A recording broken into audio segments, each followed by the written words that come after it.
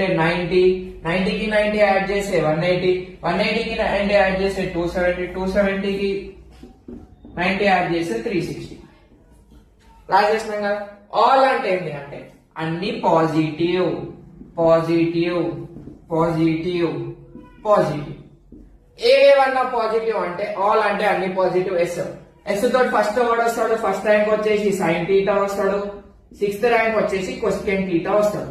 ఇలా మిగతా కూడా రేషియో వచ్చింది అనుకో బ్రో నెగిటివ్. ఇక దీన్ని మనం ఏమంటాం 90 ప్లస్ థీటా అంటాం, లేదా 180 మైనస్ థీటా అంటాం. ఇది ఎక్కువ మనం క్లాస్ 11 క్లాస్ 12 లో వాడతాం. ఇంకా మీరు ఎంసెట్ జేఈ ఏదైనా కానీ గొచ్చు ఫస్ట్ కాన్సెప్ట్ వస్తేనే ఏదైనా వస్తుంది.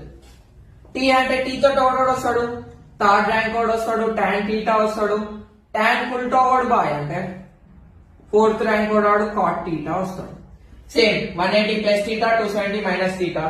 కప్స్ అంటే వాడు కాస్ థీటా, సీకెంట్ థీటా. ఇలా ర్యాంకింగ్ లేని బాయ్ అంటే 2 కి చక్కగా ఏముంటది 5. ఎప్పుడైనా మీరు నంబరింగ్ త్రూ నేర్చుకున్నారు అనుకో అసలే మర్చిపోరు. 1 కాస్ థీటా, 2 సైన్